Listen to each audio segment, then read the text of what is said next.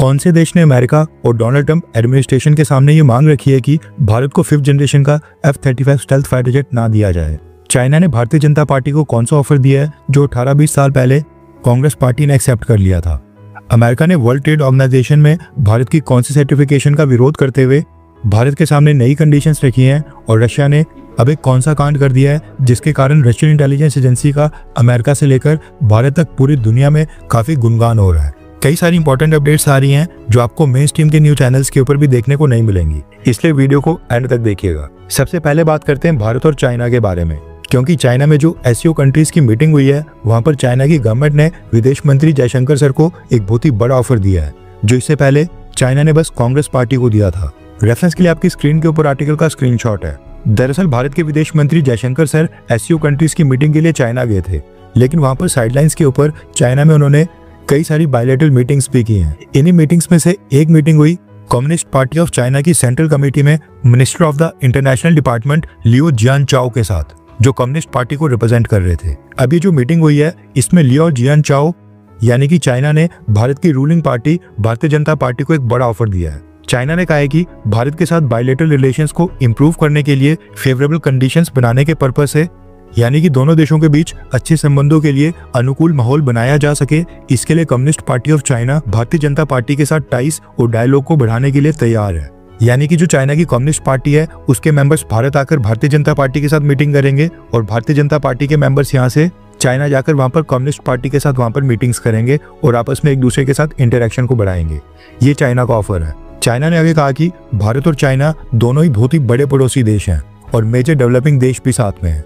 हमारे दोनों देशों के बीच अच्छे और स्थिर संबंध न केवल दोनों देशों की मॉडर्नाइजेशन जर्नी को आगे बढ़ाएंगे बल्कि दोनों देशों के लोगों के हितों में भी हैं।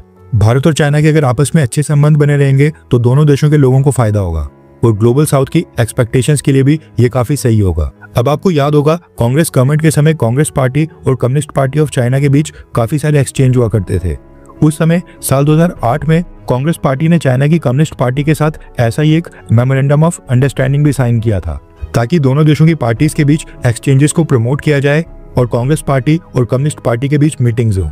वैसे उस समय प्राइम मिनिस्टर मनमोहन सिंह थे, लेकिन चाइनीज प्रेसिडेंट शी जिनपिंग उस समय भी सोनिया गांधी और राहुल गांधी के साथ बायलैटरल मीटिंग्स करते थे और इन सभी चीजों को लेकर उस समय भारतीय जनता पार्टी ने कांग्रेस को काफी टारगेट भी किया था। अब same offer Bharatiya Janata party के सामने भी आ गया है। अभी तक बीजेपी ने ये प्रपोजल ना ही एक्सेप्ट किया है और ना ही रिजेक्ट किया है, लेकिन इस बात के काफी कम चांसेस हैं कि बीजेपी पार्टी चाइना की कम्युनिस्ट पार्टी के साथ एक्सचेंज बढ़ाएगी और सेम मिस्टेक करेगी जो कांग्रेस पार्टी सोनिया गांधी और राहुल गांधी ने की थी। लेकिन चाइना की कम्युनिस्ट पार्टी का भारतीय जनता पार्टी को ये ऑफर देना ये साफ दर्शाता है कि अब चाइना को भी लग रहा है कि बीजेपी भारत से आसानी से नहीं जाने वाली है एंड उन्हें बीजेपी के साथ लंबे समय तक डील करना पड़ सकता है।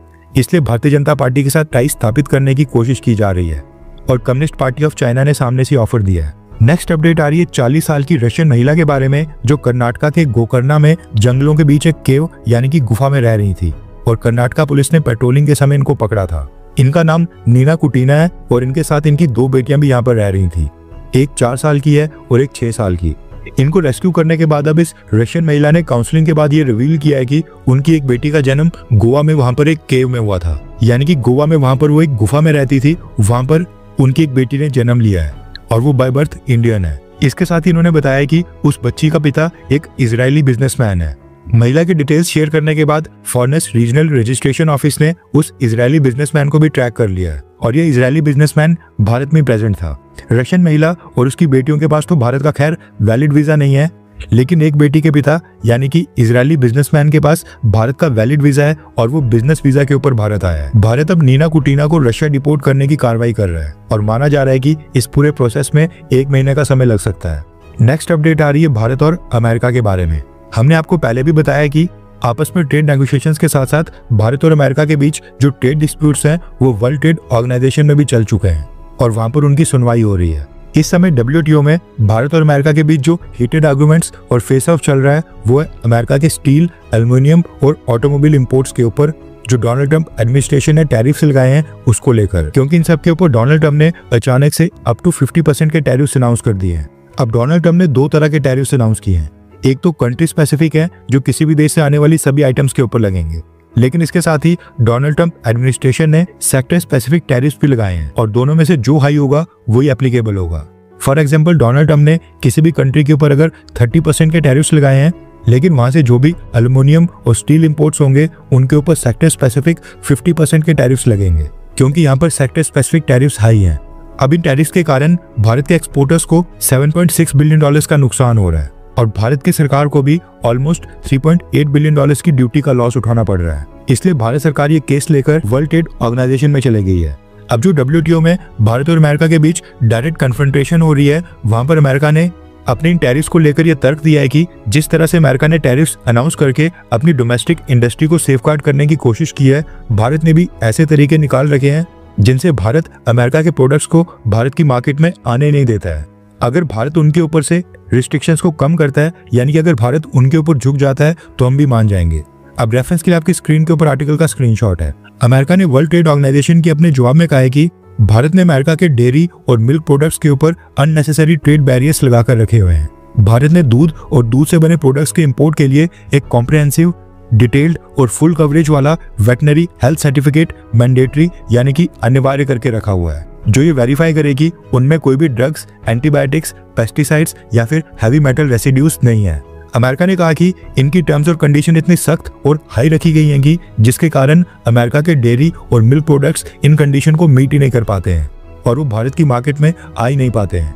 अमेरिका ने भारत की सर्टिफिकेशन रिक्वायरमेंट को लेकर अपनी चिंता व्यक्त की थी और ये ऑब्स्टेकल्स दूर करने के लिए भी कहा था, लेकिन भारत मान नहीं रहा है। अमेरिका ने कहा कि भारत को इस तरह के रेगुलेटरी मेजर्स साइंटिफिक एविडेंस और रिस्क असेसमेंट के ऊपर बेस्ड होने चाहिए, ताकि पब्लिक हेल्थ को सही तरीके से प्रोटेक्ट किया जा सके और साथ में ट्रेड में भी कोई बाधा ना आए। यानी कि अमेरिका भारत के डेयरी सेक्टर का एक्सेस चाहता है। मसला ये है कि अमेरिका में एग्रीकल्चर के साथ साथ डेयरी फार्मिंग और डेयरी प्रोडक्शन भी काफी लार्ज स्केल के ऊपर हो रही है। वहां पर सारे का सारा सिस्टम और प्रोसेस ऑटोमेटेड है और भारत के छोटे डेयरी फार्मर्स अमेरिका के फार्मर्स के साथ कॉम्पिटिशन कर ही नहीं सकते हैं।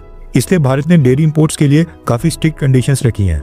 भारत सरकार के ऊपर प्रेशर ये है कि स्टील और एल्युमिनियम के ऊपर जो अमेरिका ने टैरिफ लगाए हैं उसके कारण $7.6 बिलियन के एक्सपोर्ट तो इफेक्ट होंगे ही, लेकिन इसके कारण और भी काफी सारे नुकसान होंगे। फैक्ट्रीज में प्रोडक्शन रुकेगी तो स्लो डाउन आएगा, कंपनीज को नुकसान होगा, जॉब लॉस होंगी, फॉरेन एक्सचेंज करेंसी कम आएगी, ड्यूटीज कलेक्शन में कमी आएगी और इनडायरेक्टली जो भी लोग इस इंडस्ट्री से जुड़े हैं उनको भी काफी नुकसान होगा। अब देखना ही होगा कि क्या भारत डोनाल्ड ट्रंप एडमिनिस्ट्रेशन की कंडीशन मारकर डेयरी सेक्टर को अमेरिका के लिए खोलता है या फिर नहीं। नेक्स्ट अपडेट आ रही है भारत और ईरान के बारे में। दरअसल भारत के विदेश मंत्रालय और भारत की जो ईरान में एम्बेसी है उसने ईरान के लिए एक ट्रैवल एडवाइजरी जारी की है। ट्रैवल एडवाइजरी में भारत सरकार ने इंटरनेशनल से कहा है कि पिछले कुछ हफ्तों में सिक्योरिटी से जुड़ी घटनाएं देखते हुए भारत के नागरिकों को सलाह दी जाती है कि वो ईरान जाने से पहले वहाँ के बदलते हालातों को ध्यान से समझें और बिना जरूरत के ईरान का सफर करने से बचें।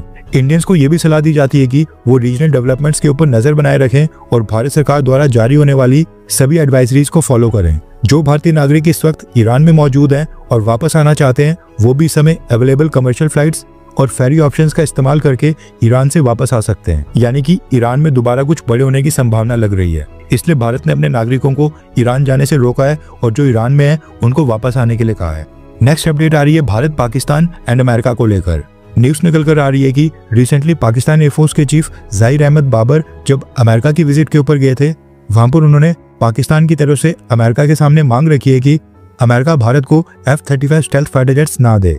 उन्होंने कहा है कि अगर अमेरिका भारत को F-35 स्टेल्थ फाइटर जेट्स देता है तो इससे साउथ एशिया के रीजन में बैलेंस ऑफ पावर पूरी तरह से बिगड़ जाएगा और ये स्टेप रीजनल सिक्योरिटी के लिए बिल्कुल भी ठीक नहीं होगा। पाकिस्तान ने कहा है कि इसके कारण भारत और पाकिस्तान के बीच टेक्नोलॉजिकल गैप काफी ज्यादा बढ़ जाएगा एंड एक नई आर्म रेस साउथ एशिया के रीजन में शुरू हो जाएगी। इसके साथ ही पाकिस्तान एयरफोर्स ने अपनी डिफेंस मजबूत करने के लिए अमेरिका की लॉकहीड मार्टिन कंपनी से रडार सिस्टम्स की भी मांग की है। नेक्स्ट अपडेट आ रही है यूक्रेन और रशिया से, लेकिन ये न्यूज इस समय ग्लोबल लेवल के ऊपर सबसे ज्यादा ट्रेंडिंग न्यूज बन गई है क्योंकि ये न्यूज किसी मूवी की स्क्रिप्ट से भी कम नहीं है। रेफरेंस के लिए आपकी स्क्रीन के ऊपर आर्टिकल का स्क्रीनशॉट है। दरअसल हुआ ये कि अमेरिका के एक सिटीजन यानी कि अमेरिकन पासपोर्ट के ऊपर एक अमेरिकन नागरिक पिछले 2 सालों से यूक्रेन में रह रहा था। अब क्योंकि इस युद्ध में अमेरिका खुलकर यूक्रेन का साथ दे रहा है, इसलिए यूक्रेन की अथॉरिटीज और यूक्रेन की इंटेलिजेंस एजेंसीज ने भी इस अमेरिकन व्यक्ति के ऊपर ज्यादा कोई शक नहीं किया। लेकिन ये व्यक्ति अमेरिका से यूक्रेन आकर वहां पर रशिया की इंटेलिजेंस एजेंसी के लिए काम कर रहा था। इसका नाम डैनियल मार्टिन डाले बताया जा रहा है। और पिछले 2 सालों से ये रशिया को यूक्रेन की सेंसिटिव इन्फॉर्मेशन फॉरवर्ड कर रहा था। मिलिट्री फैसिलिटीज के कोऑर्डिनेट्स, ट्रूप्स की मूवमेंट, वेपन्स और डिफेंस इक्विपमेंट की लोकेशन और कोऑर्डिनेट्स, ये सब डैनियल मार्टिनडेल यानी कि अमेरिकन व्यक्ति रशिया की इंटेलिजेंस एजेंसी को फॉरवर्ड कर रहा था। और फिर रशिया पिन पॉइंट एक्यूरेसी के साथ उस जगह को टारगेट करता था और वहां पर स्ट्राइक्स करता था। खास बात यह है कि 2 साल से ज्यादा समय तक जासूसी करने के बाद जैसे यूक्रेन को इसके ऊपर शक हुआ एंड इसके ऊपर खतरा आया, रशिया ने कॉम्प्लेक्स ऑपरेशन करके मूवी स्टाइल में डैनियल मार्टिनडेल को यूक्रेन की टेरिटरी से ही एक्सट्रैक्ट करके रशिया में ला लिया। पिछले कल रशिया ने एक्सेप्शनल सर्विसेज के लिए डैनियल मार्टिनडेल को रशिया की नागरिकता दे दी है, यानी कि अब ये अमेरिका से रशियन सिटीजन बन गया है। पिछले कल रशिया की इंटीरियर मिनिस्ट्री में एक सेरेमनी रखी गई थी जिसमें डैनियल मार्टिनडेल को रशियन पासपोर्ट सौंपा गया। हर 24 घंटे के अंदर जियोपॉलिटिक्स में बड़े फेरबदलाव और उलटफेर हो रहे हैं और भारत के लिए नए चैलेंजेस आ रहे हैं। कोई देश अपने फैसले से पलट रहा है तो कोई देश ब्लैकमेलिंग के ऊपर उतर आया है। सभी देश एक दूसरे को नीचे लगाने की कोशिश कर रहे हैं। इन सब के बीच हमारा भारत किसी भी देश से पीछे न रह जाए, इसके लिए मोदी सरकार लगातार कोशिशें कर रही है। एंड भारत की foreign policy, defence news, economy और ग्लोबल अफेयर्स का सही एनालिसिस हमारे चैनल इंडियन अफेयर्स का मिशन है और ये मिशन आपके सपोर्ट के बिना अधूरा है। इंडियन अफेयर्स हिंदी के ऊपर हम सभी फैक्ट्स और डेटा बिल्कुल सरल भाषा में एनालाइज करते हैं बिना किसी एजेंडा के। अगर आप चाहते हैं कि इंडियन अफेयर्स का सही और ऑथेंटिक एनालिसिस आप तक लगातार पहुंचे तो इस वीडियो को लाइक करें और हमारे चैनल इंडियन अफेयर्स को सब्सक्राइब करके बेल नोटिफिकेशन ऑन करना मत भूलिए। आपका एक लाइक हमारे चैनल को ग्रो करने में काफी मदद करेगा और एक सब्सक्राइब ये सुनिश्चित करेगा कि आप किसी भी इंपॉर्टेंट अपडेट को मिस ना करें। अगर आपने हमारे चैनल को पहले से सब्सक्राइब किया है तो दिल से धन्यवाद। जय हिंद, वंदे मातरम।